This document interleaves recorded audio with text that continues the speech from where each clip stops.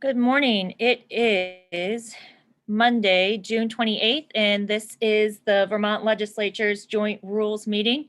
This morning, we are meeting to talk about two agenda items. The first is to get an update on the reopening of the Vermont State House.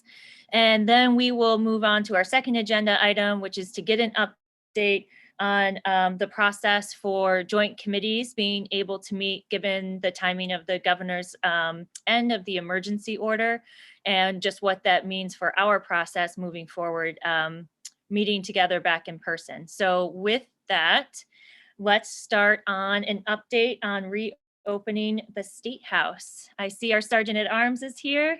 Janet, take it away. Hey, good morning, everybody. Janet Miller, Sergeant at Arms. So I just wanted to let you know what the plans that we've been working on and let you know what that is. So the plan is that we're going to open Tuesday, July 6th, and that's the State House opening day. Yay. So we will be open from 7:45 to 4:15. And then we are opening on our Saturdays starting on July 17th, and that's from 11 to 3. That's usually a kind of around the time frame that we always open for more tourists visiting our state. And now for now, we are going to use the ASHRAE air quality standards that Buildings and General Services conducted for us. And as a lot of you are aware, I'm sure that the State House Advisory Committee is working on recommendations for coming back to the State House in regards to space and ASHRAE standards. That's the air quality standards. And their report is due back to the legislature August 15th. And at this time, we can make any adjustments to the procedures that we'll be following at that time. So just to give you a little heads up what we're doing, there will be a sign in front of the State House that will have direction to enter through the loading dock door. We will be having a large construction project on the pavilion side of the State House, and so that side will be completely closed. We will have a sign posted that says, please wear a mask if you aren't vaccinated. Our curator and tour person that always helps us, David Sheets, of course, is working on signs and pamphlets for tourists, routing them for self-guided tours. We'll be closing off the 30s and 40s for the public, but we will have capacity numbers up on the spaces throughout the State House. And so we will now have 4 large committee rooms available for all of your interim meetings. And that, as Madam Speaker spoke, would be on July 15th. And these are rooms 10 and 11, which you're familiar with. But across from room 11 is the coat room. That's room 9 that's now been turned into a committee room. And the legislative lounge is also now a committee room. And Kevin Moore from IT and his crew have been working on setting up these rooms to accommodate the committees for what needs they may have. We're still working with our cafeteria vendor as to when we can open. When they do open, it will either be August 1st or September 1st, and they will provide us with a limited menu until session starts, and that would be like coffee, drinks, pre-made sandwiches, and soups, but they won't be opening up the grill. That adds another layer of people, and they're kind of looking for staff and working out the particulars for that. The cafeteria seating area can be used. We will have the glass doors closed because, believe it or not, that allows us more people to be up in the cafeteria if those doors are closed. And after opening, we may see some things that we need to tweak or modify, anything to accommodate situations that are coming up. This is a trial run, and we're going to do the best we can. So, and if there's any questions, let me know. Does anyone have any questions for Janet? Janet, I assume that the website will start to reflect just the updated schedule and hours and access for the State House? Yes. Great. Thank you. Mm-hmm. Any other questions on the State House reopening? Patty? Representative McCormick? Yeah. Yes. Gina, I know in the past that the State House has been open pretty much 24/7 for legislators' use. I've never availed myself of that, but I know some people do. Is that in the works and planning for those individuals who may want to come in prior to the posted dates you just gave us? The both Yes. dates and times? Yes, that's possible. Yes, Okay.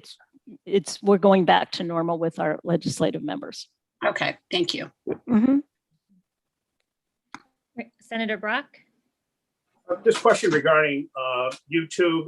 Will joint meetings be YouTube covered during this summer session? Madam Speaker, do you want to answer how your Yes. they will part, be. and then maybe Yeah. Senator Ballant? Yeah, so talking about let's wait 1 second. Are there any other questions about the State House before we pivot and start talking more about joint committee meetings? I Representative? just have one, I have one other question. Sorry, Joe. Madam Speaker. As far as since the legislative lounge is no longer available, computer use is available to legislators, or do they need to bring in their little iPad in order to access, printing capabilities or? Well, that's a good question, and I will talk to Kevin more about it, but I think it would be good if you could bring your own device, especially if you're going to be zooming in somewhere else, even if you're in the State House. If you do need access to a larger computer in a committee room, if you could give me a heads up about it, then we could maybe give you access to another committee room. Okay, great. Thank you. Great. Any other questions about the State House before we pivot over to joint committees? Nope. Okay, great. So like I said at the top of the meeting, given the governor's emergency order not being renewed, that happened on June 14th, which means given our adjournment resolution and our rules that joint committees would be coming back in person starting July 15th.